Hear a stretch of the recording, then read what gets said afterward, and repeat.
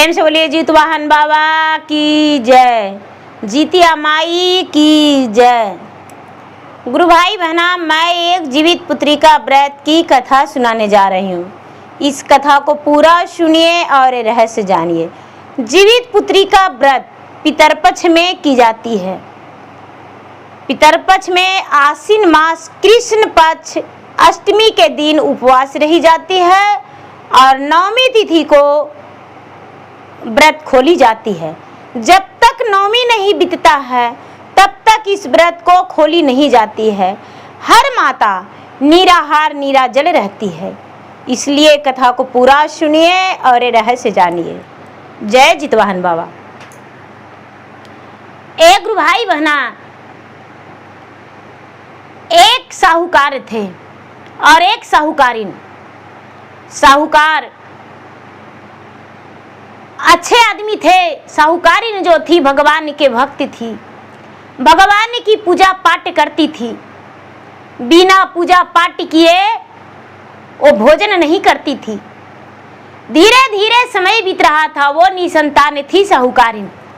साहूकारिन का कोई संतान नहीं था। सब लोग उसे देखकर मुंह फेर लिया करते थे। धीरे धीरे समय बीत रहा था। एक दिन का बात है, आश्विन का महीना था और बेचारी गंगा में डुबी लगा के मरने गई कि हम मर जाएंगे तब मेरे पति दूसरा विवाह कर लेंगे, मुझे रहते भर में तो नहीं करेंगे। बेचारी बहुत रिक्वेस्ट करती थी कि दूसरा शादी कर लीजिए, लेकिन उसके पति तैयार नहीं थे। आस देख रहे थे, ना होगा बच्चा, नहीं कैसे होगा, संतान जरूर होगा। आस देख रहे थे। धीरे धीरे समय बीता था लेकिन नहीं हुआ। जब डूब मरने गई तो देखती है कि सुबह सुबह का समय है। बहुत भीड़ लगा हुआ है नदी के अरार पर, बहुत भीड़ लगा हुआ है। लोग कहती है कि अरे मेरे जैसा इतना सब हैं जो मरने आए हैं, आखिर इतना भीड़ कैसे है। जाके पूछी कि भाई किस चीज का भीड़ है। सारे लोग बोले कि भाई आपको कहना क्या है, कहाँ घर है। अपने घर के गांव के नाम बताए।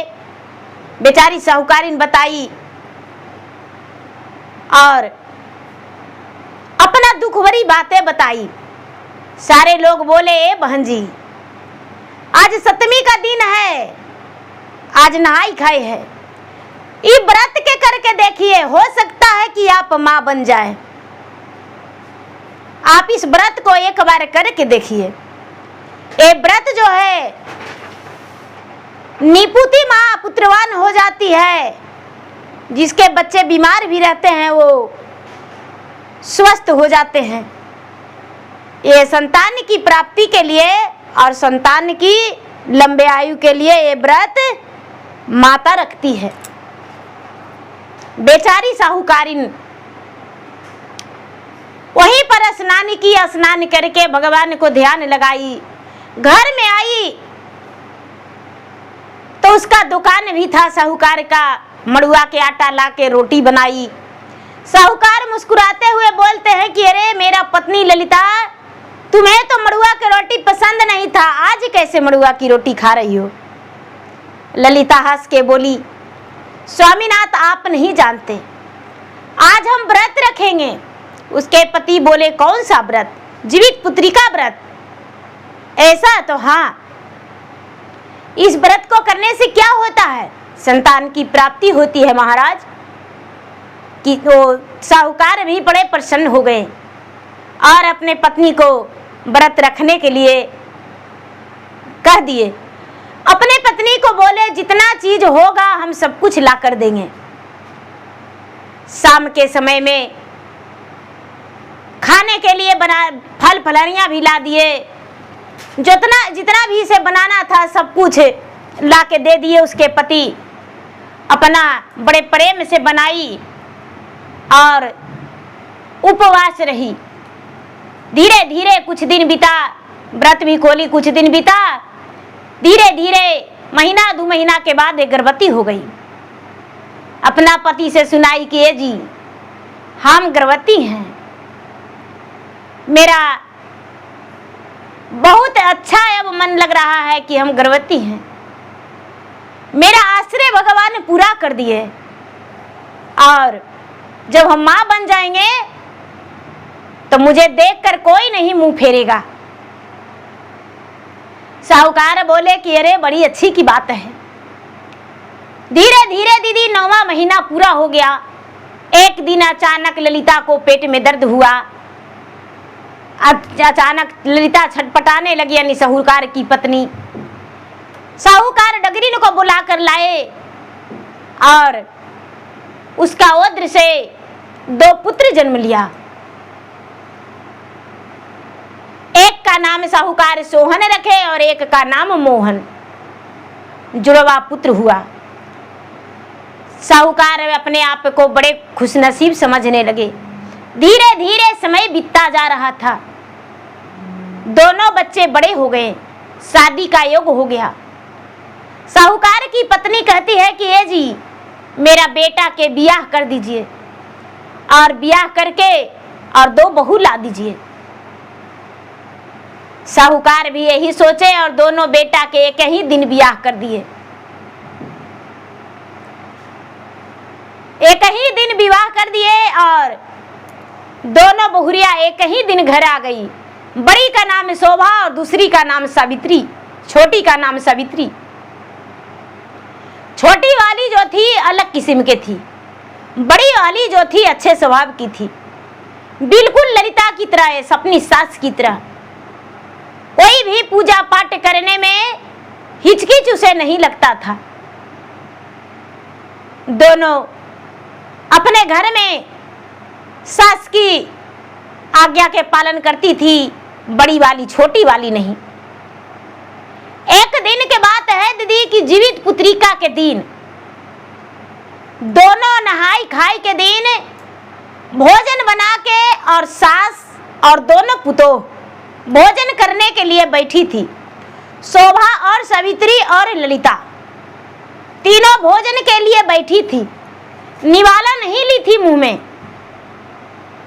गौ माता के तो निकाल दिए भोजन, चिल सियारिन के भी भोजन निकाल दिए, लेकिन भोजन के लिए दोनों बैठे, निवाला नहीं लिए। और कुत्ता आके दरवाजे पर पूरा हुकार लगाने लगा, हु हु करने लगा। इतना जोर से भूखने लगा, इतना जोर से भूखने लगा कि साहूकारिन को भोजन नहीं खिलाया। गुरु भाई बहना बोलती है साहूकारिन बेचारी की, ए बहू लगता है कि भूखा है, देखो न दरवाजे पे आके रोने लगा। छोटी वाली बोली सावित्री तो भूखा है तो क्या करे, अपने भोजन हम उसे दे दे, मुझे कल उपवास रहना है, कल हम व्रत करेंगे और हम उसे भोजन नहीं दे सकते हैं। बड़ी वाली बोली माँ जी कोई बात नहीं, दूसरी भोजन बना के खा लेंगे, लेकिन यदि भूखा है तो हम उसे जाकर अपना भोजन उसे दे देंगे। थाल उठा के बाहर केले के पत्ते लगा के और बड़ी बहू और सास दोनों कुत्ता को 2 गो को खिला दी। छोटी वाली भी पीछे पीछे गई, लेकिन वो खिलाई नहीं। एक कुतिया थी दरवाजे पर जो 2 का भोजन मिल गया, और जो कुतिया थी बेचारी गर्भवती थी। वो गर्भवती थी और एकदम भूख से तड़प रही थी। हुकार लगाई पूरा हु हु करके कि मुझे भी भोजन दे दो। जो साहूकार की छोटी बहुरिया थी एक डंटा ली और डंटा लेकर और कुतिया को बड़ा जोर जोर से 4-5 डंटा लगा दी। जो पेट में बच्चा था उसे चोट आ गया। कुतिया तड़पने लगी, पूरा गड़गड़ाने लगी। कुतिया दर्द से बेचैन हो गई, व्याकुल हो गई। और एकदम उसका लग रहा है कि अब मेरा प्राण नहीं बचेगा, क्योंकि बच्चा जो अंदर में पेट में था वो बच्चा चोट के लग के और अपना दम तोड़ दिया था। जब कुतिया को दर्द पीड़ा होने लगा, कुतिया अपने बच्चे को जन्म दिया तो बच्चा मरा हुआ पैदा हुआ उसी के दरवाजे पर। जब छोटी साहूकारिन निकली, साहूकार की छोटी बहू, उस समय कुतिया बच्चा दे चुकी थी और अपने वियोग में थी, तो फिर से डंडा ले जाके कहती है कि अरे अभी 2 घंटा पहले तुमको मारे तो तू नहीं सुनी, अब यहां पर बच्चा भी दे दी हो। आज तुम्हारा हम कचूमर निकाल देंगे, तुम्हारा प्राण हम डंडे से मार के खींच लेंगे। फिर से गई डंडा मारने छोटी बहू। वो जो बेचारी कुतिया थी, ये डंडा मारी साहूकारिन, और कुतिया बड़ा दुखी मन से श्राप देती है कि हे भगवान, हे जितवान भगवान, आपकी ध्यान में हरम आता है और आज नहाई खाई का दिन है, हम इसे श्राप देते हैं कि आज मेरा बच्चा पेट में मर गया इसको मारने से। आज हम दुखी हैं, मेरे आगे में पड़ा हुआ मेरा मृत बच्चा है और फिर भी मुझे दौड़ दौड़ के मारने आ रही है। अपना को बच्चा, जीवित बच्चा लेके आंसू गिराए, जैसा इसका बच्चा जन्म ले उसी तरह इसका बच्चा रहेगा। इसका बच्चा विकास नहीं करेगा, बढ़ेगा नहीं। इसका बच्चा गोद में के गोदे में रहेगा, कभी बड़ा नहीं होएगा। सारा दिन इसका बच्चा गोद में खेलते रहेगा। हम मरने के लिए आशीर्वाद नहीं देंगे, श्राप नहीं देंगे, लेकिन बच्चा से सुख भोगने के लिए भी इसे हम नहीं कहेंगे। कुतिया श्राप दे दी, बड़ा अपने पीड़ित आत्मा से, दर्द आत्मा से श्राप दे दी। एक गुरु भैया बहना, अब क्या होता है, वहां से बेचारी कुतिया अपना बच्चा को मुंह में दबा के किसी पोखरा में ले जाके पैर से मट्टी खोद के अपना कुतिया बच्चा को दबा दी। बेचारी 2 बच्चे का जन्म दिया, दोनों बच्चा को मट्टी कोड़ के और कुतिया अपना मुख से दबा दी, अपना मुंह में दबा के 2 बार ले गई और मिट्टी कोड़ के दबा दी। कुतिया बड़ा मायूस रहती थी। धीरे धीरे समय बीता दीदी, शोभा जो थी गर्भवती रह गई, सावित्री भी गर्भवती हो गई। दोनों बड़े खुश थी। सोहन और मोहन भी कम नहीं, वो भी बड़े खुश थे कि चलो मेरा संतान जो है, संतान जन्म लेगा और हम पिता बन जाएंगे दोनों भाई। बेचारी ललिता वो भी खुश थी कि हम दादी बन जाएंगे। साहूकार भी कम नहीं, उनका खुशी तो अपरंपार था कि हम 2 बहुओं को घर में लाए हैं, 2 पोता या पोती का जन्म देगा। बड़े खुशी की बात है। क्या होता है दीदी, धीरे धीरे समय बीता, 9वां महीना पूरा हुआ। बड़ी वाली को भी जन्म लिया लड़का और छोटी वाली को भी लड़का जन्म लिया। 1 महीना आगे बड़ी वाली को और 1 महीना पीछे छोटी वाली को। दोनों बड़े खुश थे। धीरे धीरे समय बीतता जा रहा था। बड़ी वाली का बच्चा एकदम विकसित था और जो छोटी वाली का बच्चा था वो कुपोषित था। वो बच्चा ना तो बढ़ रहा था और ना तो प्रफुल्लित था। जितिया व्रत तो सब रखी थी, लेकिन छोटी वाली क्या करती है वो हम आपको पीछे बताएंगे। ये क्या करती, इसका बच्चा नहीं बढ़ने लगा। धीरे धीरे समय बीतता जा रहा है, धीरे धीरे समय बीतता जा रहा है। कई साल बीत गया, 4 साल, 5 साल, 7 साल, लेकिन और बच्चा नहीं हुआ।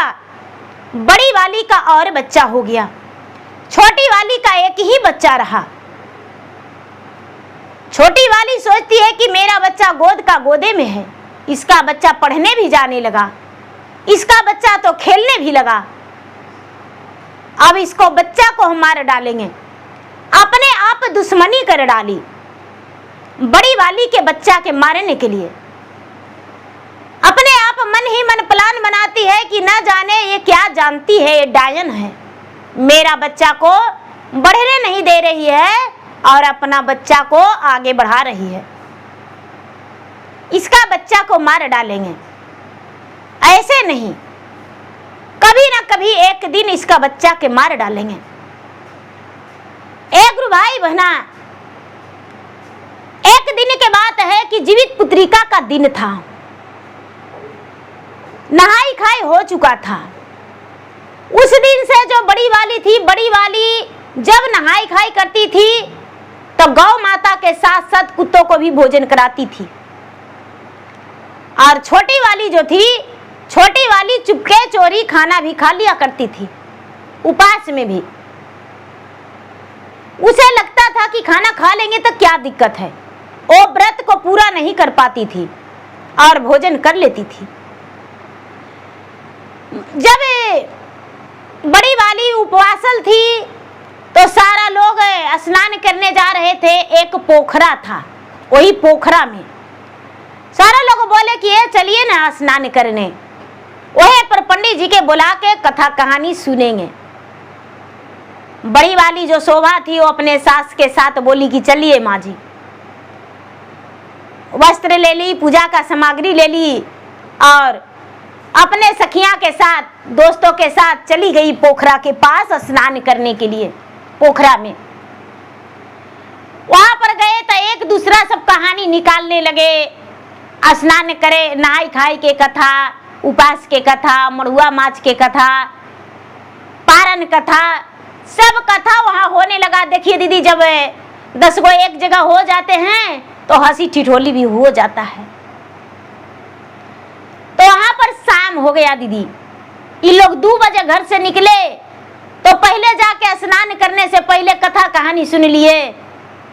और देखिए दीदी, जिस दिन जीवित पुत्रिका का दिन रहता है उस दिन हम भले उपासल भी रहते हैं, लेकिन क्या बतावे, उस दिन शाम तक हमको लाइव में छुट्टी नहीं मिलता है। गांव वाले जो हैं, बहुत सारे लोग कथा कहानी सुनने के लिए मुझसे उतावले रहते हैं और मैं सुनाती हूँ कथा। तो और एक जगह 10 को सुनाए तो दूसरी जगह भी 10 बैठ जाते हैं। अरे रीता दीदी आप कथा सुनाइए ना, आपको इतना मतलब जो दादी लगते हैं, अरे बहू सुनाओ ना, कितने मतलब चाची लगते हैं, बेटी सुनाओ ना। सब लोग अपने अपने भाषा में अपने अपने रिश्ता निभाते हुए मतलब बोलते हैं। और उस दिन पूरा दिन हमको सुबह से शाम तक वक्त नहीं मिल पाता है। जहाँ तक है कि नहाई खाई के दिन भी कुछ कुछ लोग सुनते हैं। ऐसे भी बूढ़ी पुरनिया जो लोग हैं ना, मेरे पास बैठ जाते हैं, आते हैं घर पे तो बैठ जाते हैं, तो मैं उन्हें कथा सुनाती हूँ और उन लोगों से मुझे बहुत अच्छा लगता है। हमको बूढ़ी पुराने से बात करने में बहुत अच्छा लगता है। तो देखिए दीदी, वहाँ कथा कहानी सुनने लगे और लोग सुनाने लगे। एक दूसरा को सब कहने लगे भाई आप सुनाइए तो आप सुनाइए। सब कथा सुन लिए। पंडित जी भी गए, पंडित जी वहाँ पूजा पाठ करवा दिए और पूजा पाठ करके घर आ गए। लेकिन देखिए दीदी, घर आने से पहले क्या होता है, जो सावित्री थी वो क्या करती है कि बड़ी वाली तो घर चल गई थी नदी पोखरा में स्नान करने सास के साथ, लेकिन छोटी वाली बच्चा गोद में ली हुई थी, बच्चा को बिस्तर पे सुला दी और बड़ी वाली के बच्चा के क्या करती है कि दाल और चावल बना हुआ था उसमें जहर मिला देती है। जहर मिला के और बच्चा को खाना दे दी। दोनों बच्चा को, 2 लड़का था सोहन का, तो सोहन का बच्चा को दे दिया, नहीं बड़ी वाली को बच्चा को दे दिया। बड़ी वाली का बच्चा खा लेता और मर जाता। लेकिन दोनों बच्चा क्या किया कि कटोरी में जो भात था, कटोरा में, बड़ा वाला स्कूल से आया था और छोटा वाला छोटा था, तो क्या किया कि बाहर लेके निकल गया। और जो कुत्ता था वो आस लगाए बाहर बैठा हुआ था। उसके आत्मा में न जाने भगवान ने कैसे दे दिए थे खबर कि स्वयं भगवान आए थे। वो क्या किया दीदी, बाहर निकलने वाला था और कुत्ता जो है, कुत्ता इसके घर के अंदर घुसने जा रहा है और कटोरा छीन लिया। कटोरा में जो भात था दीदी, दाल, वो कटोरा छीन लिया। कटोरा छीन लिया और छीन के भात गिर गया। जब छीन लिया तो और पैर से पूरा भात छितरा दिया। पैर से पूरा भात छितरा दिया दीदी। दोनों बच्चा, एक का डर से गिर गया और एक का छीन लिया। जो छोटी वाली है वो कहती कि अच्छा, अरे उस वक्त मारे थे तो एगो कुतिया मरल बच्चा पैदा किया था और उसको बाद भी उसको पिटाई किए थे। तुम लोग के है भी मरने का वक्त आ गया है। क्या होता है दीदी, एगो डंडा लेके कुतवन के मारने गई छोटी वाली। देखिए भगवान किस रूप से प्रकट होते हैं, भगवान किस रूप से दर्शन देते हैं वो नहीं पता। उस दिन भी जीवित पुत्री का व्रत उपवास में थी, निराहार निराजल थी। कोई माँ भी एक सीख नहीं तोड़ती है, दातुन भी नहीं करती है।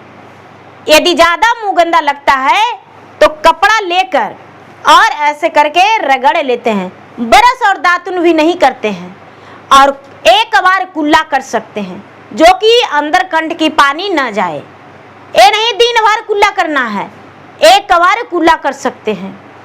और ऐसे तो दीदी वॉशरूम जाते हैं तो भाई जरूरी है कुल्ला करना। तो ये कुत्ता को ले जाके 2-4 डंडा मार दिया। कुत्ता बेचारा एक का टांग टूट गया। उस समय उस दिन निराहार थी, खैर जितिया की हुई थी सावित्री। कुत्ता श्राप फिर से देता है कि तू फिर से एक संतान का जन्म देगी और वो तो गूंगा रहेगा, उसका जवान भी नहीं निकलेगा। तू मुझे मारी है आज व्रत के दिन। मैं इस बच्चा को जान इसलिए बचाया हूं कि इसका माँ मुझे रोज भोजन देती है। आज तू इसे मार देती, मन ही मन बेचारा तड़प रहा है। दोनों बच्चा तड़पने लगा, भूखा और दुखी है कि मेरा भात जो है गिरा दिया। खाना तो और बच रहा था, नहीं बच रहा था, छोटी वाली जाने बच्चा को फिर से भोजन नहीं दी। शाम हो गया दीदी। शोभा और ललिता दोनों पूजा करके आई। दोनों बच्चे दरवाजे पर बैठकर रो रहा था। कुत्ते का टांग टूटा हुआ था, वो भी बिलट रहा था। बोलती है शोभा अपने बच्चे से कि बेटा तूने कुत्ता को मार डाला। बोला नहीं माँ, मैं कुत्ता को नहीं मारा हूं, कुत्ता को छोटी माँ ने मारी है। अरे बेटा आज तो खैर जितिया था, माँ ने, छोटी माँ ने कुत्ते को मार दिया। हाँ माँ, कुत्ते को मार दिया छोटी माँ ने। बेटा किस लिए? क्योंकि मैं खाना लेकर घर के अंदर से आ रहा था और बैठ के खाता और इधर से कुत्ता घुस गया और मेरा खाना गिरा दिया और बाबू का कटोरी उलट गया। बड़ी वाली को मन में संकोच लगा, अरे शायद कुत्ता भूखल होगा इसलिए। क्या कुत्ता खा गया था खाना? नहीं माँ, पैर से पूरा छीट दिया खाना। मन में उसको एकदम संकोचने लगा, बेटा कटोरी कहाँ रखा? माँ कटोरी तो ओसारे में रखा है। सावित्री जो थी कटोरी धोना भूल गई थी। कहते हैं दीदी चोर चोरी करते हैं, सबूत छोड़कर जाते हैं। उसी तरह सावित्री भी बहुत बड़ी सबूत छोड़ चुकी थी। क्या होता बड़ी वाली गई कि लाओ जूठा कटोरी धो देंगे। कहाँ है? कटोरी धोने के बहाने कटोरी जब उठाती है तो कटोरी में बदबू मार रहा है। अपने सास को दिखाती है, माँ जी देखिए ना, एक कटोरी में क्या धमक रहा है। जहां तक के कि छोटी वाली जो कुत्ता चावल छिटा था, वो चावल को भी हाथ लगा के नहीं उठाई थी, क्योंकि उस चावल में जहर था, इसीलिए हाथ लगा के नहीं उठाई थी। चावल बिखरा पड़ा उसी जगह था। क्या करती है बड़ी वाली? चावल में पूरा महक है जहर का, कटोरी में महक है जहर का।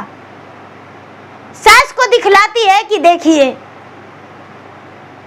ये क्या की है। मेरे बच्चे से छोटी वाली को जलस होता है।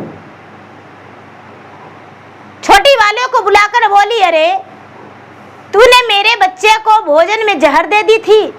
आज यदि कुत्ते नहीं रहता तो मेरा बच्चा आज मर जाता। हम जीवित पुत्री का व्रत क्या किए थे कि आज मेरा जिंदगी उजड़ जाता। ये तो जितवाहन भगवान का महिमा अपरंपार है कि कुत्ते का रूप में से ही, लेकिन मेरा बच्चे को बचा लिए। ये कुत्ते के जितिया व्रत हो गया, मेरा नहीं। ये मेरा पुत्र जीवित नहीं है, ये कुत्ते का जितिया व्रत पूरा हो गया है। उसी का बच्चा है, उसने बचाया है। लेकिन तुम्हें क्या लगा? छोटी वाली गुस्से में आग बबूला होके कहती है कि अरे तूने मेरे संतान को देखना नहीं मानती हो। हाँ, हम तुम्हारे बच्चे का जहर दे रही थी, लेकिन मरा कहाँ? इसीलिए तो गुस्से में कुत्ता को भी हम मार के टांग तोड़ दिए। अब क्या होता है दीदी, दोनों गोतनी में अनबन हो गया। दोनों गोतनी में अनबन हो गया। अबे दोनों में बंटवारा भी हो गया। बड़ी वाली अलग रहने लगी, अपने बच्चे को जहां जाती वहां लेकर जाती थी। स्कूल छोड़ने जाती थी, स्कूल से लेकर आती थी। अब उसे मन में भावना हो गया कि ना जाने मेरा बच्चा को एक कब मार डालेगी। और प्रतिदिन वो कुत्ते का खाना भी देती थी, गाय माता को खिलाती थी, कुत्ते को भी खिलाती थी। आधी रोटी तो आधी रोटी ही सही, लेकिन कुत्ता को बिना भोजन दिए हुए वो नहीं रहती थी। धीरे धीरे समय बीता, वो फिर से छोटी वाली गर्भवती हो गई। और जब बच्चा जन्म लिया दीदी, तो गोंगा एकदम कुत्ते की तरह खाली हुआ करता था। उसके अलावा उसके आवाज नहीं निकलता था। उसका बच्चा को आवाज नहीं निकलता था, खाली हुआ आवाज निकलता था। गूंगा हो गया। जब गूंगा हो गया दीदी, तो सारा लोग कहने लगा कि एक बच्चा जो है जो गोद में है, और दूसरा बच्चा जो जन्म लिया है वो हुआ करता है, गूंगा है, कुछ बोले हुए नहीं करता है। ना जाने छोटकी कैसी है। उसके सास को, ललिता को सब कहने लगे कि भाई पूजा पाठ करिए, दिखाइए, सुनाइए, हो सकता है कल्याण हो जाए और आपका पोता पोती सही हो जाए, कुछ तो कारण होगा। ए गुरु भाई बहना, बेचारी सास जो थी उसके तड़प था, दर्द था। वो क्या करती है कि पूजा पाठ करने लगी उसके नाम से, बच्चन को नाम से, और जो जहां कहता है वहां दिखाने लगी। तो गांव में एक बाबा आए थे, उसे बाबा हिमाचल कहते थे। हिमाचल बाबा लोगों को कल्याण के लिए आए थे। आए तो सब लोग बोले ललिता को कि ये ललिता, अपने पोता पोती के लिए जाकर दिखाओ, जो हिमाचल बाबा हैं वो सच्चे बोलते हैं, जो कहते हैं वो सत्य हो जाता है, जाकर देखो अपने पोता पोती के लिए। सावित्री को लेकर गए हिमाचल बाबा के पास। हिमाचल बाबा देखते ही कहते हैं कि अरे ये दुष्कर्मी कुकर्मी, ये तो श्रापित है, इसका श्राप लगा हुआ है। सावित्री बोली, बाबा कैसा श्राप और किस चीज का श्राप? बाबा बोले, अरे जब तू ब्याह होकर आई थी और कुछ ही दिन के बाद तूने अपने सास के साथ जीवित पुत्री का व्रत रखी थी, उस समय तुम्हारा कोई संतान नहीं था और तूने गर्भवती कुतिया को मार मारी थी, जो उसका पेट में बच्चा मर गया था, और उसके बाद भी वो तुम्हें कुछ नहीं बोली थी। लेकिन जब तुम्हारे दरवाजे पर वो कुतिया बच्चे को जन्म दे दिया तो तूने उसे मार के टांगे तोड़ दिया। इसलिए कुतिया ने श्राप दिया कि तू भी अपने बच्चे के लिए पीड़ित रहोगी। आज मैं अपने मरा हुआ बच्चा को लेकर और रो रही हूं, तो तूने जीवित बच्चा को लेकर रोएगी। तुम्हारा जीवित बच्चा भी रहेगा लेकिन खुश नहीं रह पाओगी, विकास नहीं करेगा, बच्चा बढ़ेगा नहीं, गोद के गोदे में रहेगा। वो श्रापित है, श्राप पड़ा है। और दूसरा बच्चा वो भी श्राप है, वो भी श्राप है। जिउतिया व्रत तू रखी थी और तूने अपने जेठानी को बच्चे को भोजन में करके जहर दे दी थी और कुत्ता ने उसका प्राण बचाया, तो कुत्ता के मार के तू टांगे तोड़ दी थी। और वही कुत्ता ने श्राप दे दिया था कि तूने मुझे मार के टांग तोड़ दिया है। अपने जेठानी का बच्चा के मारने के लिए कोशिश कर रही थी और मैं बचाया तो तुम्हारा बच्चा भी जन्म लेगा, लेकिन उसे तू बातें नहीं कर पाएगी, एकदम मेरे तरह उसका जुआन रहेगा, हुआ हुआ करेगा। क्या तुम्हारा दोनों बच्चा इसी प्रकार है ना? सावित्री बाबा के चरण पे गिर गई, बोली, हाँ बाबा, लेकिन मैं कौन सा व्रत करूं जिसमें मेरा ये पाप कटेगा? बाबा बोले, देखो, तुम कुत्ते को खीर खिलाओ, खीर बना के पेट भर के भोजन कराओ, और जिस दिन उपास रहेगी उस दिन गौ का भोजन कराना अपने हाथों, गरीबों में भी दान देना, और निराहार निराजल व्रत रहना। तूने तो जब भी व्रत रखती हो तो शाम का समय में फलाहार करती हो कि मुझे भूखा नहीं रहा जाता है। जो भी जीवित पुत्री का व्रत करते हैं वो कोई फलाहार नहीं करते हैं, और तूने तो भोजन कर लेती हो। तुम्हारा बच्चे का तो पूरा तुम्हारा किया हुआ पाप लगा है। सावित्री बोली, हाँ महाराज, ये सच है। सास जो है एकदम शर्म के मारे सर झुका ली और बोली, अरे पापन, इतनी बड़ी तू पापी थी जो कि उपवास रह के भी उपवास नहीं रहती थी। उपवास के मतलब कि एक घूंट पानी भी नहीं पीना है, और तूने इतनी बड़ी कदम उठाती थी। ए गुरु भैया बहना, सावित्री हाथ जोड़कर बाबा से माफी मांगी, अपने सास से भी माफी मांगी, और बाबा जैसे जैसे बताए वो करने के लिए तैयार हो गई और घरे आ गई। घर आई दीदी, घरे आई, अपने जेठानी से भी माफी मांगी।